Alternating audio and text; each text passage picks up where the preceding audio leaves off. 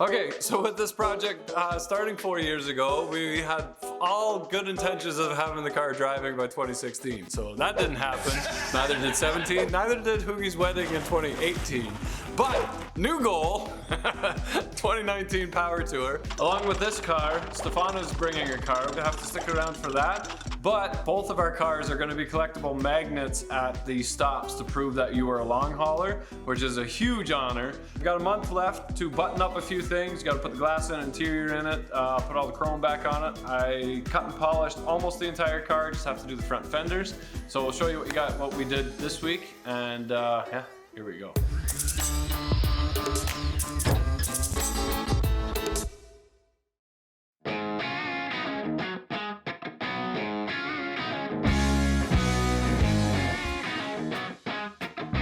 Oh, so good. Yeah, man. Okay, so we got the GTO off the hoist, transmissions in, drive shafts in. This does not have a posi, so we need a posi. That actually worked pretty good. Aldan says these shocks are so easy to install. Basically just unbolt, bolt on the new ones. I am running out of time. So we're not usually the unboxing type of guys, but going from that to this deserves a fresh, you know, if you can think of a more perfect rim for the GTO. Oh, so nice. So we got these for Summit, just American Racing. Very inexpensive. These were 15s. We thought that these were original to the car. They are not. 15s didn't end up showing up until the later years GTO, I think, 69 maybe. So we would have had 14-inch rims with ours. We have a set of 14-inch rims outside that need a lot of work. I think these are 188 bucks, something like that. Very reasonable. And these are 17. So we're gonna wrap these with some nice Toyos.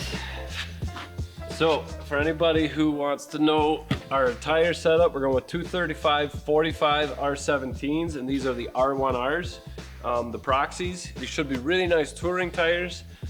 They're grippy enough, but they're not crazy that they're gonna be throwing stones and stuff at us. We're gonna mount these, and it's gonna look something like that. So we have an issue because this gap is too much, no good. So to handle that problem, we've got some Aldan American coilovers front and back, which will really help us get the stance right, get the ride right. Oh, so beautiful. We will have some height control, shock adjustments available to us. Look at that. Oh, who doesn't want to see that in their wheel well? Very nice. Here we go. Originally, we started out as doing a restoration. There was a lot of parts that were bought by the previous owners with the intention of putting them on, and we had the parts, so we're gonna do that. It's turned into an all-out resto mod, making it a lot more drivable and reliable. Today we're going to be talking about the suspension and the drivability. We really want to thank Toyo Tires and Aldan American for helping us out and get the look that we want, and having it be able to stick to the ground and not feel like a big floating boat that's all over the road. So let's get into it. But we have a massive problem. The previous owner bought a bunch of stock parts thinking that he was going to restore the car, and that was originally our plan as well. I think though that he bought springs for a K-Series pickup and not a GTO, because we've got more of a gasser look than we do a GTO. So I thought with the weight of the engine and the transmission in it, we would sink it down enough. Not the case. So the car's got about 360 horse. We were down a little bit on the dyno. I think we can pick that up again with the Holly. We're gonna get some better flowing heads in there. 300 used to be a number that you could brag about, but now it's not. Now it's like 600. But these cars feel like you've got 1,000 horsepower. And the main reason is because they're all over the road. They handle like trash. A couple things that we're gonna do is we're gonna upgrade the steering box. We'll do that in a later video, and we might do that at a slalom test, a power tour. And I wanted to take the stock suspension and drive it as is first, but I don't think that those are the right springs for the car. And I can't drive down the road looking like that. It just looks wrong. I'm gonna make it feel less like a muscle car and more like a modern car that actually hugs the road, and at the same time fixing our stance and our drivability. And then we'll get into the engine a little bit, maybe try to port the heads a little bit this winter and get a little bit more oomph out of it. So let's get into it. Here we go. First thing we want to do is measure the height from the floor to the top of the fender, figure out where you want your car to sit, then measure the eye bolt on the shock as the car is sitting on it from top to bottom. With the weight of the car sitting on the suspension, it'll drop about 1 inch to 1.25 inches, so you can add that length to whatever you want, subtract that from the length that you already have. You get it? Then you can kind of set this to a rough spot where you want to start with. We definitely want to put some copper never sees on the threads, because aluminum on aluminum on aluminum, we don't want any galling there. This is also a bearing, so if you don't see the grease on there, you definitely want to put some grease on there. This is your adjustment for, I think, 11 spots where you can set the rate of the shock, but that's kind of trial and error. We will start in the middle.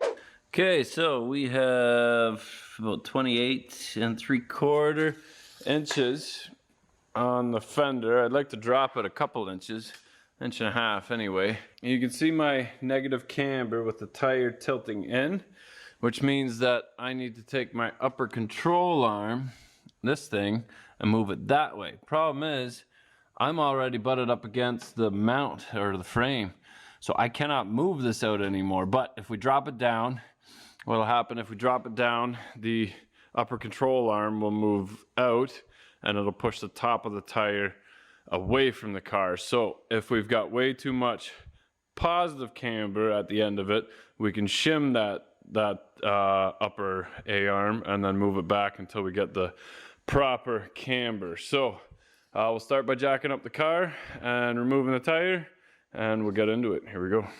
Okay, so we've got our nut off of the bottom ball joint, and I just loosened it. You've seen me break ball joints before. We can just hit the spindle here, crack that loose. Don't take the nut all the way off, obviously. The spring alone was enough to push the lower control arm off of that ball joint. I took the sway bar link off already. I just put the nuts back on the rotor and just supported the top half here. We always want to be careful that we don't take it off the jack, but we can take the tension off the spring just with a jack at home. You don't really need any special tools. So jack up on the bottom here, loosen this nut on the top of the shock, then we can loosen the bolts on the bottom here. We'll put the jack underneath the bottom here, and we should be able to drop the whole assembly down nice and low using the weight of the car. Take it nice and slow, and then pull that whole assembly out.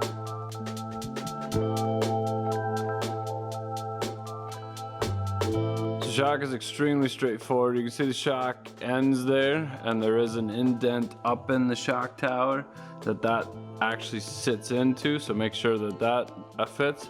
Take your nut in the top bushing off, and then it's just a matter of bolting it in first through the top and then lining it up with the lower control arm.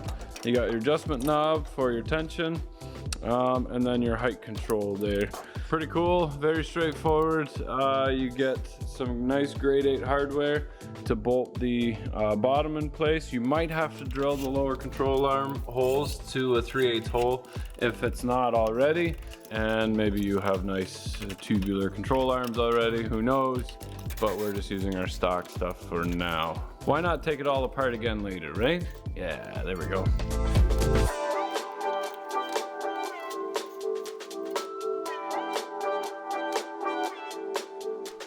Okay, once your spring assembly is in place at the top, leave it loose while you bolt everything at the bottom. It allows you to move the shock in place and put your ball joint back into your spindle. Tighten up your sway bar link, tighten up the bottom of the shock, and then you can get back and tighten the top of the shock. A couple things to remember is you definitely want to use copper never sees on the ride height control on the aluminum to prevent galling, and you need your suspension to bottom out on the rubbers before it bottoms out on the shocks to prevent damage. And an alignment is an absolute must. Plan on going to an alignment shop as soon as you finish this assembly.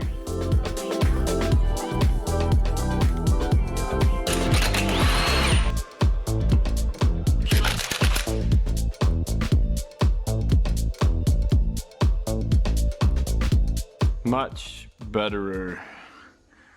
That looks wonderful. I think we'll drop the back yet tomorrow. Okay, so it's the next day. We are ready to put these rear shocks into the back of the car. I did the one side already, so I kind of know what I'm talking about for you guys. Okay, so we have this spring pushing down on the axle, and this is actually the only thing that keeps it from falling off. So there's some tension on here. What we can do is jack up underneath here. We always want to be careful that we never leave our axle stands. We're not actually lifting up on the car, but we're just lifting up on the suspension. We're gonna lift up on this a little bit, take this bolt out, take the spring out, take the lower trailing arm bolt out, and then drop the axle down so we can get the spring out. It's a big bolt at the top there, so hopefully you can grab a ratchet or a wrench or something on the top. I think mine are fresh, so if I crack it loose, I should be able to hold it with my fingers. You can also cut the spring if you want, but be careful and follow the manufacturer recommendation on how to take this apart. Then we have this bracket, which just straddles where the shock bolts to, and then your new spring and shock will mount to here. So it will look something like this.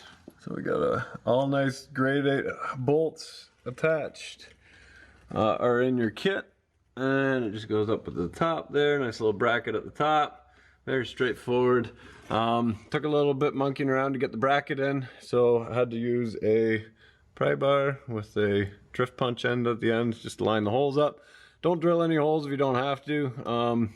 Your suspension might be tweaked a little bit because these cars were around when Dukes of Hazzard was around, and some people got excited and did some jumps and stuff, so it might not be 100% lining up, but it's pretty darn close. The exhaust still makes it nicely around because it is a pretty compact unit. Although now I do have to move my bracket for my brakes, so that will have to go on top here now. I will have to do that, but at least I don't have to redo the exhaust. I just have to redo my hanger because I moved it a little bit. So let's get into it. Here we go.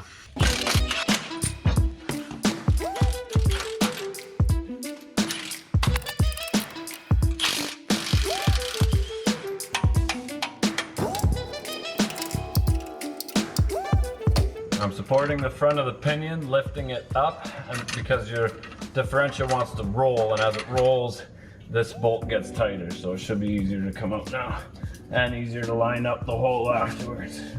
Okay, we'll slowly drop that down, take the tension off the spring.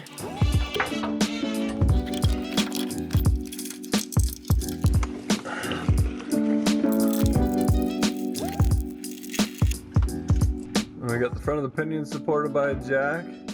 Now we can stick our other bracket in. Don't force it, just get a bigger hammer. So I've had an issue getting this hole to line up with this. I took a hammer and just bent this tab back a little bit. I also put a block of wood from here and went up to the frame. I had to bend that ear in just a hair and just shave a little bit off because it's a bit tight fitting behind here. I jacked underneath this bracket itself and then just stuck my drift punch in there, and I managed to pull it in there and get my bolt in there. So let's see what happens.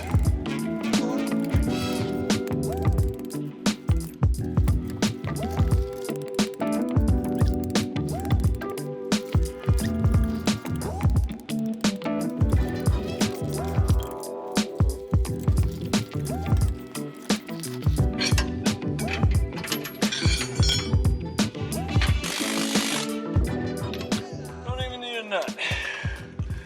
Whew.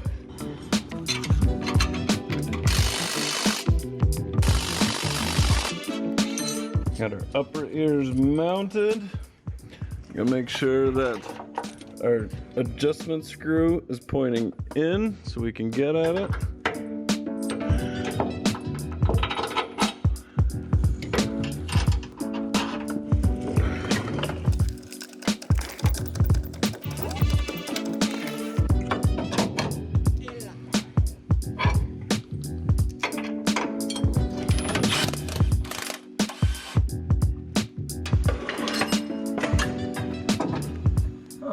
You can go.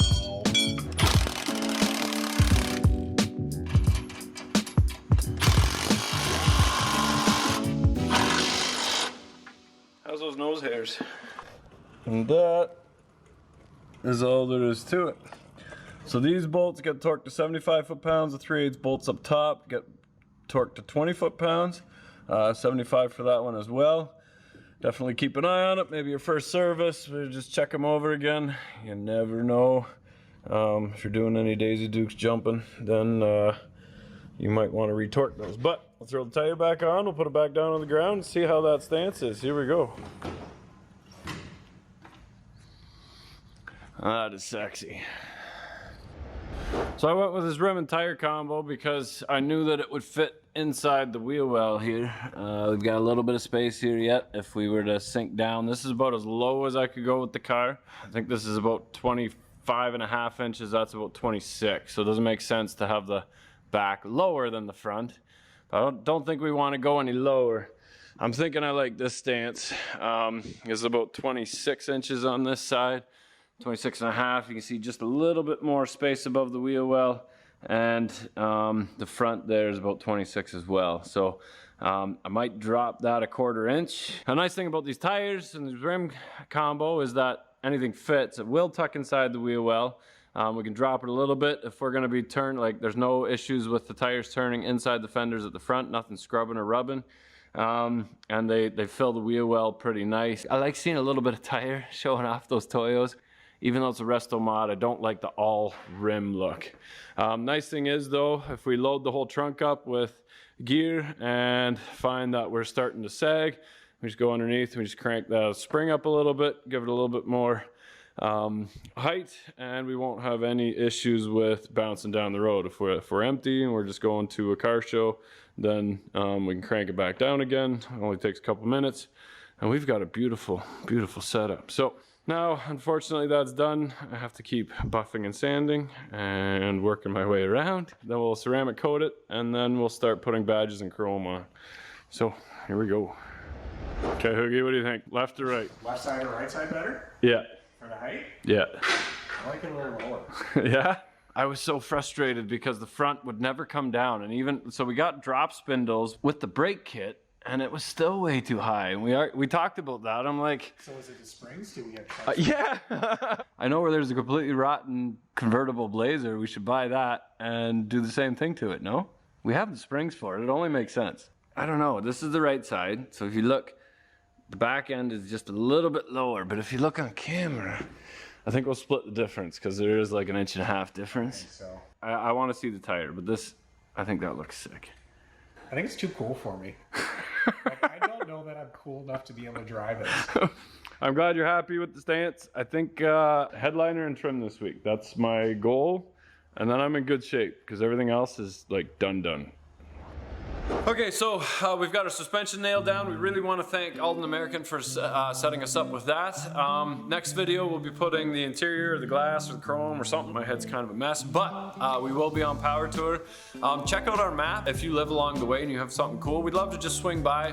We should have some free time to check out your rides. If not, definitely comment down below if you're going on Power Tour and let us know what you're bringing, and definitely say hello when we're there. So I'm gonna go back at it, and Aaron's gonna edit this video, and then you'll have to see something new on this next week. So thanks for watching. Here we go.